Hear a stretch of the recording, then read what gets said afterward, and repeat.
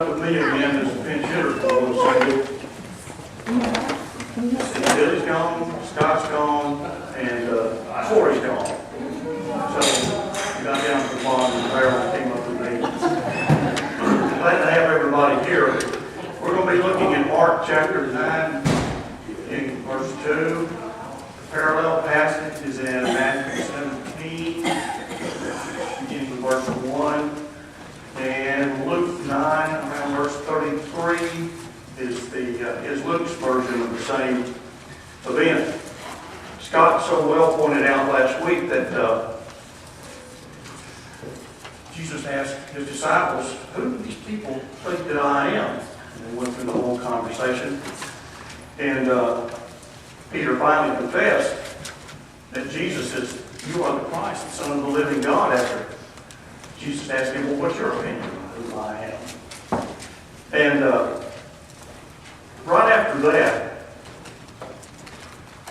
6 days later, in verse 2 of Mark chapter 9, by the way, there's an intervening passage beginning with verse 27 in Mark 8, running through the end of the chapter, after the confession of, beginning with verse 27, beginning with verse 34, about self-denial and taking up one's cross. And I don't think that that's in there just to be in there. I think it makes a good connection between the confession that Peter made that you are the Messiah the Jews have been looking for 1,600 years, and what's going to come up in chapter 9 with the Transfiguration. Okay, there's one intervening verse, chapter 9, verse 1, and Jesus was saying to them, "Truly I say to you, there are those who are standing here who will not taste death until they see the kingdom of God after it has come with power." And it is not, I don't think, unconnected that the very next verse, which takes place some 6 days later, has to do with a powerful exhibition and probably was a foretaste of the coming kingdom as it would manifest itself on the day of Pentecost when the Holy Spirit did come truly in all of his power for all of the apostles. Okay. Verse 2, 6 days later, Mark 9, Jesus took with him Peter, James, and John and brought them up on a high mountain by themselves, and he was transfigured before them. Now, transfigured means what? A change. The Greek word is our word metamorphosis. It means there was a transformation. Was it an outward transformation only? It was where they could see it. But yes, I think it was probably what was always inside of him. He now allowed for them to see. It now was visible. And it came pretty soon after the confession of Peter, less than a week later. Now, why did he just choose 3 men? These were the three that were closest to him. And how many witnesses did the Old Testament require? 2 or 3 witnesses. So everything fits pretty well. And these 3, of course, were with him in Mark 5 when he healed Jairus' daughter, and would later, be with him in the Mount of Olives the night before his crucifixion. He would call those 3 aside to go with him and separate themselves from the other 9. Okay, now, there may be another reason. It may be that they just had there was a reason Jesus picked those 3 for all of these events. Maybe because they had a greater insight and appreciation and understanding of who he was and what he was going to do than the other 9 had. But we really don't know. Now, which James is this? There's 2 in the Bible. One of them's Jesus' brother who wrote the book of James, and the other one was the one that was beheaded by Herod in Acts 12. This is the one. That's the one. It's not the one who wrote the book. John's brother, correct. So don't get that mixed up. And he brought them up to a high mountain, and we don't need to speculate because we don't know which mountain it was. And they went by themselves, just the four of them, and he was transformed before them. Now, after the verses that end the previous chapter about, number one, I'm going to die, and number two, I expect everybody is going to be required to take up their cross and engage in the suffering that I'm going to have to face along with me. Now, what would you need after that? I would need some encouragement. Okay? I would need some encouragement. But this is also going to provide a confirmation of Peter's confession made less than a week earlier. You are the Christ. And now, a week later, 6 days later, here is eyewitness proof of that fact.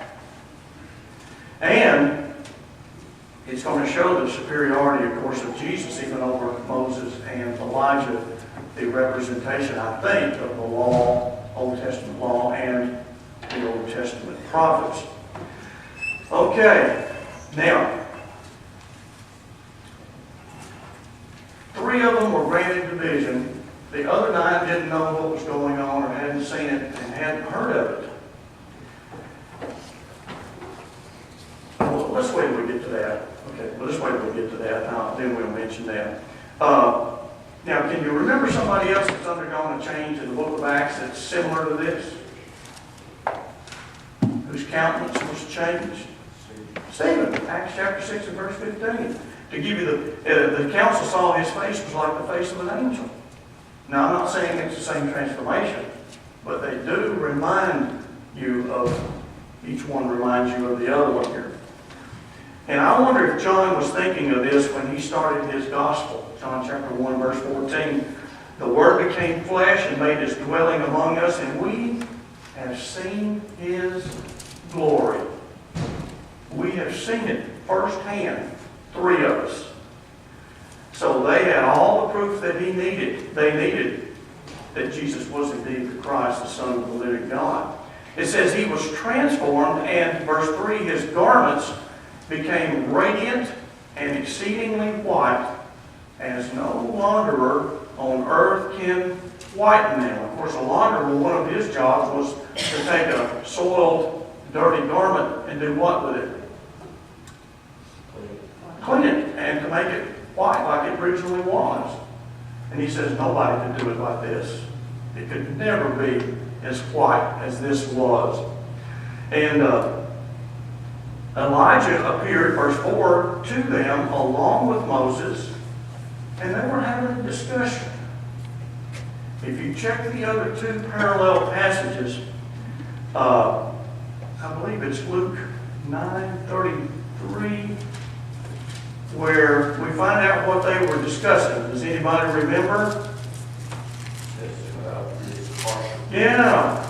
Verse 9:31, who appearing in glory, that is Moses and Elijah, were speaking of his, that is Jesus, departure, which he was about to accomplish in Jerusalem. And I remember that Jesus spoke of Moses one time and says, Moses spoke of me. He spoke about me. He knew who I was. How long had Moses been dead?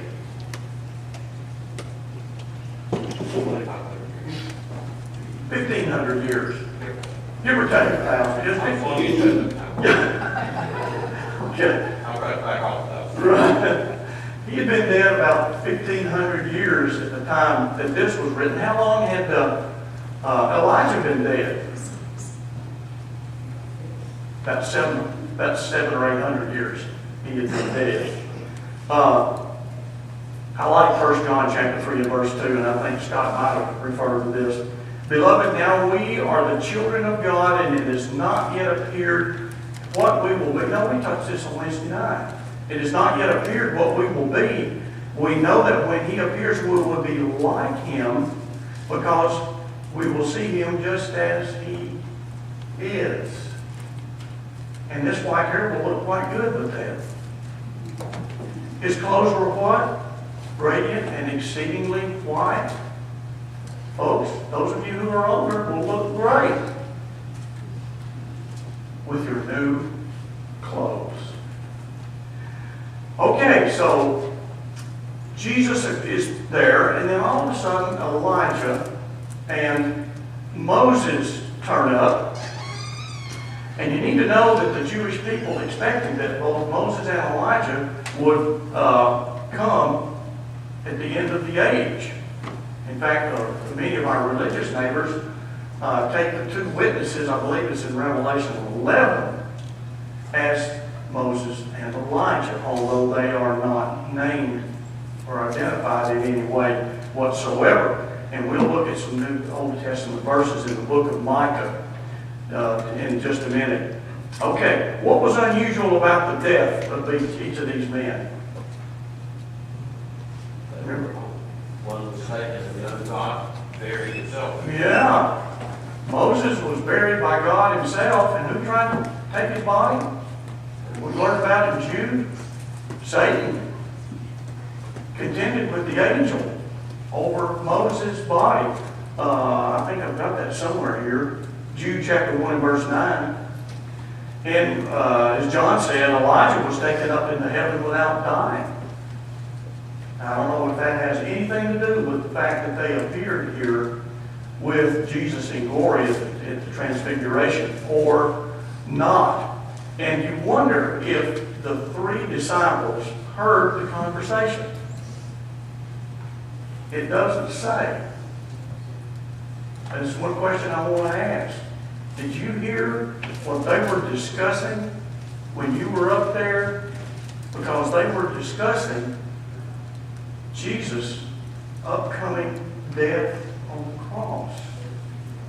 And if they had heard that and understood that, it seems to me that they wouldn't have been so clueless, seemingly, at times when Jesus confronted them, as he just had, really in the last part of the previous verse, with the fact that he was going to die. And they, especially Peter, he was not ready to accept that idea at all. Okay, now the disciples needed confirmation of Jesus' statement and Peter's confession that he was the Messiah. Do you think Jesus needed some encouragement? I think so. He was divine, but he was also human. He also needed some encouragement. That's probably another reason he picked these three particular men to go up there with him. And it's interesting, I just gave you the time factor. Moses 1,500 years earlier, and Elijah about 700 years earlier. So they lived 8 centuries apart, but they were talking like they were old friends. I don't know what that tells me about the afterlife, or if this was just a peculiar one-time example. But they knew each other, and also they knew who Jesus was. Elijah began his prophecy in 868 BC. And what year? 868 Okay, 800 years before Christ did. Okay, thank you.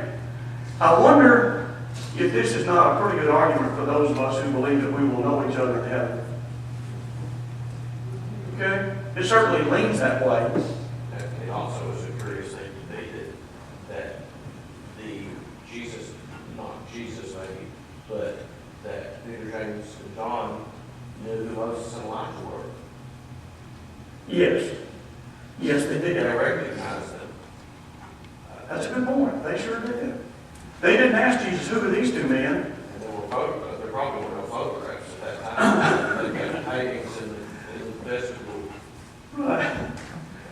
700 years, 800 years has passed in one case, and 1,500 years had passed in the other case, and none of them, neither one of them had lost their identity in eternity. Moses was still Moses. Elijah was still Elijah, and each one of them knew that.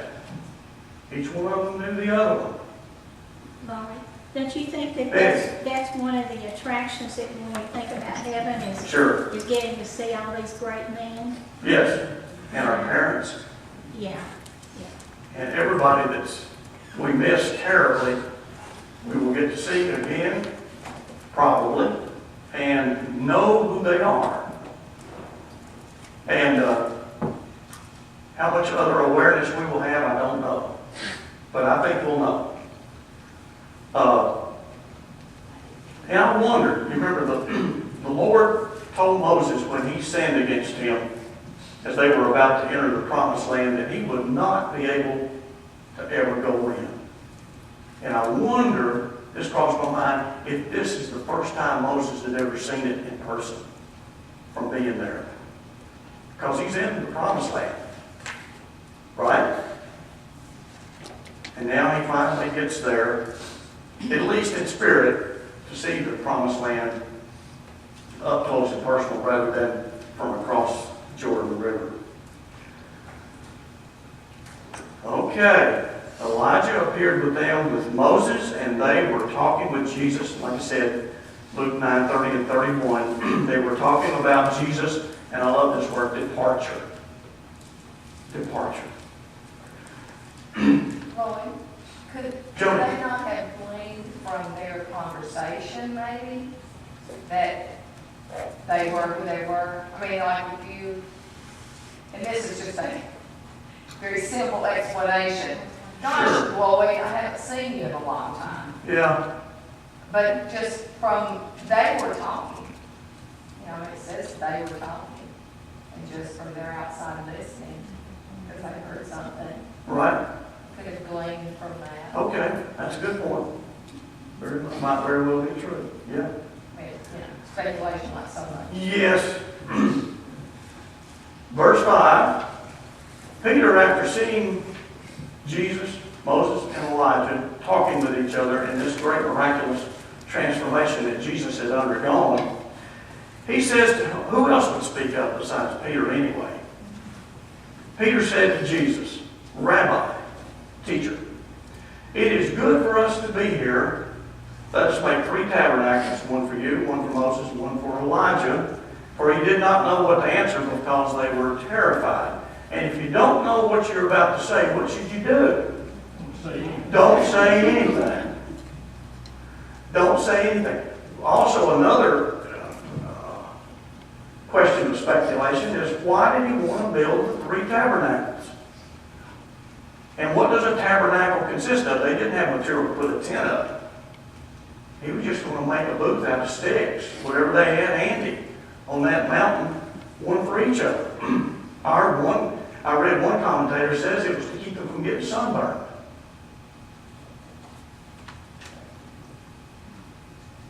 Three spirits, and 2 spirits in Jesus getting sunburned. That's where speculation takes it. We don't know why he wanted to build 3 tabernacles. I don't know. He didn't know what he was saying. If Peter didn't know, guess who else doesn't know? Me. I don't know either. But you got to say something if you're Peter. You can't just let it slip by. You've got to inject something.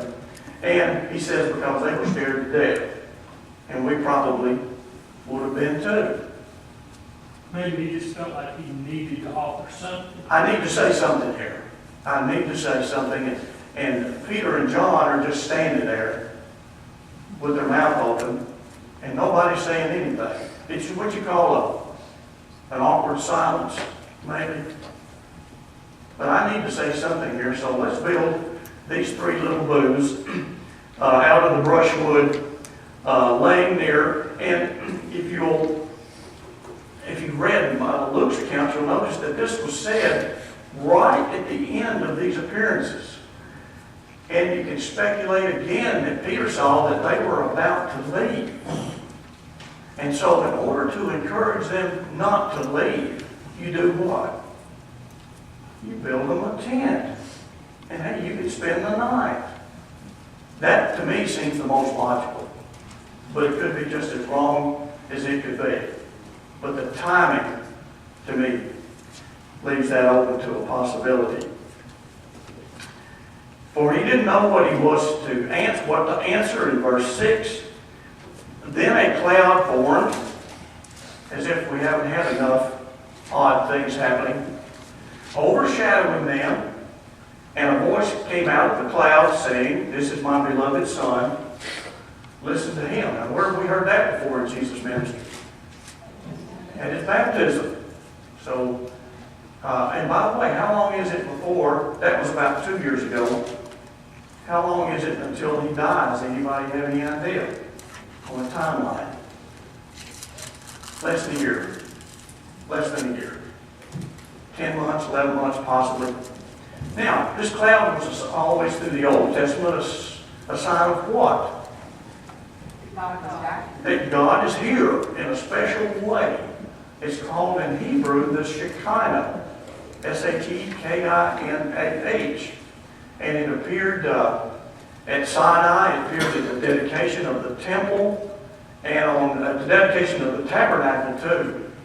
And I think in a couple of other momentous occasions in Jewish history, this appeared, and it was designed to tell them that I'm here, and I'm here in a special way on this special occasion. And God told them that I want you to listen to Him, even as He does in verse 12, a little bit later when He speaks of His. Somebody look at verse 12 and tell me. They didn't want to hear it, but in verse 12 He speaks of His departure, His death. And that's when Peter turned the knob off. When the Lord was speaking, that's when Peter said, no, I'm not going to have that. God's telling Peter, even when He speaks of what He just spoke of a week earlier and what He's going to say in just a few minutes, you need to listen to Him. And Moses wrote 1,500 years earlier, in Deuteronomy 18:15, he told his people, the Lord your God will raise up for you a prophet like me from among you, from your countrymen, and you shall listen to him. How appropriate then that Moses is one of them that appears at the Transfiguration.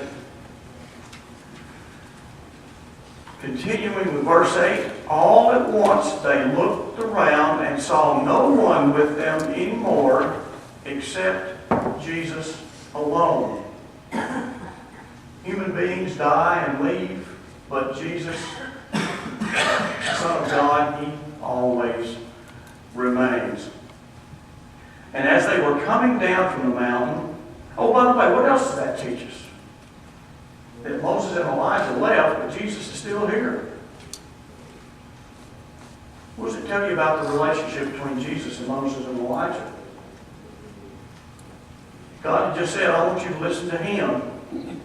And as soon as He said that, Moses and Elijah, two great men, two of the greatest men in the history of God's people, they disappear, leaving only Jesus as the one that you should listen to. That is, Moses was a great prophet and a great leader of God's people, and he gave the law, but now you listen to Jesus. Elijah was a great prophet, but Jesus is a prophet, a priest, and a king. You listen to him. It doesn't mean we discard these other two men and what they had to say and learn from their lives. The one you listen to and follow is Jesus. Verse 9, as they were coming down from the mountain, Jesus gave them orders not to tell anyone what they had seen until the Son of Man arose from the dead. So they were going to have to put a lid on it for almost, what we just talked about, almost a year. And you know what was going through Peter, James, and John's mind as they were coming down that mountain, don't you? I can't wait to what? Tell somebody. Tell everybody, especially the other 9, what we just experienced. I can't wait. Albert felt the same way. Matthew, let me tell you what we just saw. It was incredible. We saw men that had been dead 1,500 years and 800 years. And they were talking with Jesus. And Jesus said, don't tell anybody. And that might be Don't tell anybody. One of them hasn't been dead, Lloyd. Sir? One of them hasn't been dead. Elijah. Well, that's true. That's a good point. I guess Elijah was dead, though. Doesn't say. It says God took him. You reckon he was still alive after 800 years? Speculation. I don't know. I don't know. Here's some more Jump. that, because you said that three wanted to tell some, I mean, that would be our natural inclination. Yes. And that may be the reason he only took three. I can't keep 12 mouths shut. I might keep 3 shut. The fewer people that know, the less chance there is of it getting out and being told. That's a good point. That's a very good point. I hadn't thought about that. And because, and then everything else, because of their closeness and because of their understanding, yes, those three. Yeah. But, he could have as easily taken all of them. But again, it's not time yet, and I really don't want this to get out. Not yet. Not yet. When we talked about in the harmony, he wants to do things on his timetable. And if they had 3 of them had gone down there and told the other 9 what they had been privileged to witness, what would have been the natural human reaction of the 9? Jealousy. Somebody said it. Jealousy. And friction. So just keep it to yourselves until I die and rise from the dead. So they had a great privilege, and now they are given a great responsibility following that great mountaintop experience. Yes. There were a lot of times too when Jesus performed miracles and told the people not to tell anybody, but they didn't listen to him. No, they didn't. No, they didn't. No, in fact, I remember one, it seemed like it was the demoniac, the man that was possessed by a demon that told him not to tell him. He went right to town and lied to everybody. Yeah. But apparently, I say apparently, Peter, James, and John kept it under wraps for a year, which must have been very difficult. Must have been just bursting to tell everybody. And number one, he's a Jew, and the Jews were eagerly looking for a Messiah, the Messiah, for 1,600 years. And now we've seen him, but we can't tell anybody. I can imagine the frustration. Okay, verse 10 says they seized upon that statement, that is, rose from the dead, until they see the Son of Man risen from the dead or rose from the dead. They seized upon that particular statement, discussing with one another as they were walking down the mountain what rising from the dead meant. Now, literally, everybody knows what rising from the dead means. There's no question about it. So they must have taken it in a non-literal or figurative sense, I think. How could the Messiah die, is the question they're asking. Because the Jews of that day and for hundreds of years had no idea that this coming Savior was even going to die until his mission of reestablishing David's glory and his kingdom all over again had been done. And now he's telling them that I'm going to go to a cross and die and rise from the dead. And the Jews could not come to grips with a Messiah that was going to die.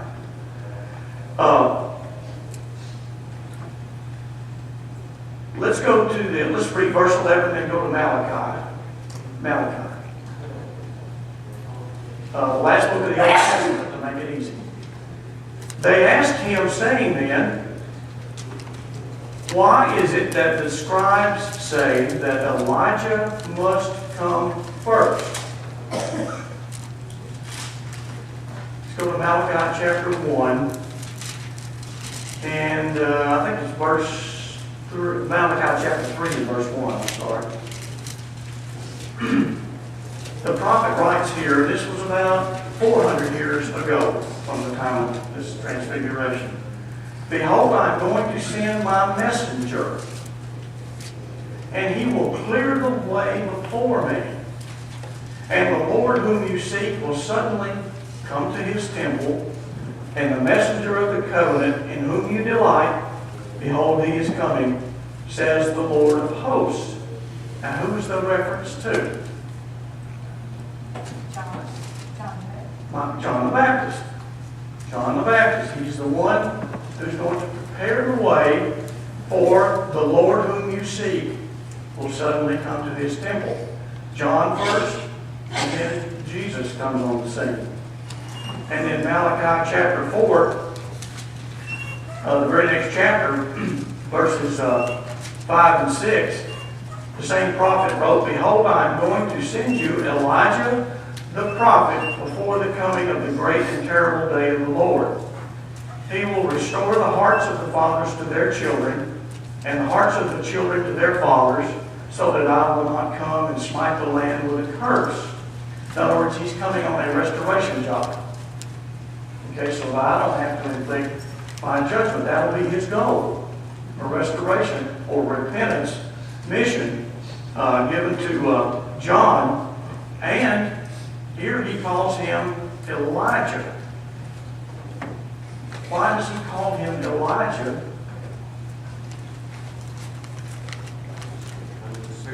He comes in the spirit and power of Elijah. Lots of coincidences there. Sir? Lots of coincidences, if not between them. Correct. Too many. Too many. That's confusing to me. Well, let's continue to see if we can make it even worse. They asked him in verse 11, why is it that the scribes say Elijah must come first? Now, what's happening with Elijah? They've seen him on the mountain. He's here, and he's here for a few minutes, and then what? He leaves. He's gone. He's gone.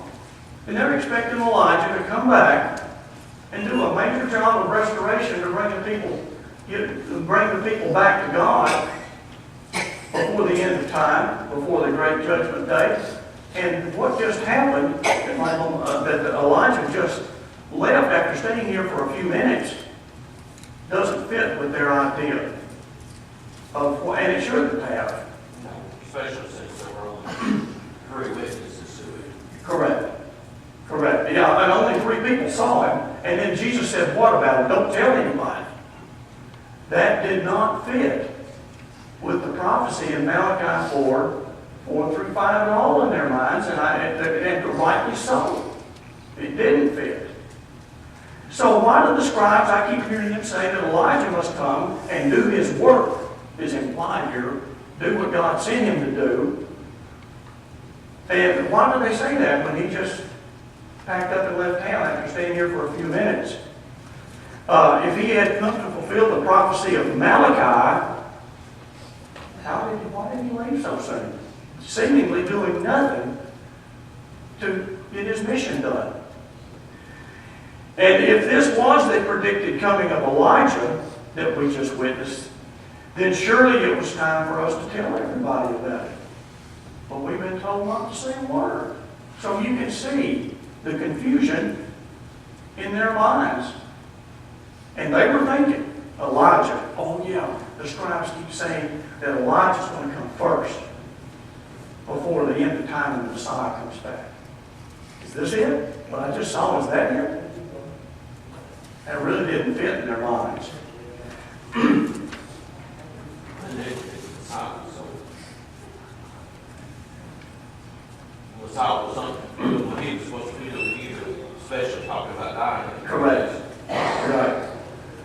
Okay, so if Elijah's got something to do on the earth, how could he do it in just a few minutes and with only 3 witnesses? Verse 12, Jesus said to them, here's the answer to your question, Elijah does come first. And his mission is to what? Restore all things. Get people ready. Get people back to God. And yet, how is it written of the Son of Man that he will suffer many things and be treated with contempt? So he changes the subject a little bit and asks them a tough question. How is it that the Son of Man, is it written of him that he will suffer many things and be treated with contempt? So he's telling them, yes, there is something in the Old Testament that says that Messiah will have to suffer, die, And they were having trouble reconciling Jesus' statement just a minute earlier about what does rising from the dead mean? Suffering servant and the Messiah seem to be two different people to them. There's a concept in the Jews that there was a suffering Messiah and a victorious, glorious leader Messiah. There were two people because they were not able to reconcile those two pictures in one man. How can he be this glorious conqueror and yet die on the cross as a thief? Very difficult to reconcile. Okay. Elijah does come first and he restores all things. You remember Malachi chapter 3 and verse 1 that we just read? I'm going to send my messenger and he will clear the way before me. He will restore all things, get ready a people for God when Jesus does, the Messiah does, make his appearance on the scene after John has carried out his mission. You remember when Jesus appeared on the scene, John says, he must increase and I must decrease. He's come, it's time for me to fade into the background. And he did. And he did. Verse 13, but I say to you, Elijah has indeed come. Huh? What? Was that it I just saw? No, that wasn't it. And they did to him whatever they wished, just as it is written of him. How did they treat Elijah? Particularly Ahab and Jezebel. He ran, it reminds you of David running from Saul. He ran from Ahab and his wife, his lovely wife, bride, Jezebel, for years. And she had tried to have him murdered on every occasion. Never was successful. And this is in, by the way, 1 Kings 19, 1 through 10. Just an example, Elijah with his relationship to Ahab and Jezebel. Ravens for a while. Ravens. Alive out in the wilderness. Sure did. Sure did. And fed him by hidden water with a brook. And that was when Elijah got so discouraged, he just wanted the Lord to take his life. He said, they seek my life. The Lord, remember, told him, don't worry about it, get to work that I've kept for myself 7,000 men who have not bowed the knee to Baal. You're not the only one. I always have a remnant who stay with me. Now, later on, in Peter's life, 2 Peter 1, 17 and 18, the old man now recalls this very event. Listen to how he puts it. For when he, that is Jesus, received honor and glory from God the Father, such an utterance as this was made to him by the majestic glory. So the words majestic glory are put for Jesus. Here's what he said. This is my beloved Son, of course, in whom I am well pleased. And we ourselves heard this utterance made from heaven when we were with him on the holy mountain. It's the only time we know that Peter ever said anything about it. Right? As far as written prophecy, of course he told about it. I don't recall anything in the book of Acts mentioning his transfiguration. But you would think that he certainly did. Any questions or comments? Because we're out of time. I'll tell you what. This is a strange little incident. Yes, it was. Yes, it was. Well, what was the part and what's the purpose of it? Things that so surreal. To stamp the fact that Peter had come up with the right idea of what the gospel was all about the week before. Right. And to convince, not convince, to Confirm. what these three, faith in these three, that they had come to. Because he said the week before, my Father has given you this information. You didn't learn it from man. Yeah. And Yeah. so, It's an interesting, very interesting, but it does fit with what you read in Malachi, and Jesus does explain it well, that John came in the spirit and the power of Elijah. Any other questions or comments? All right, thank you very much. Do you have any questions on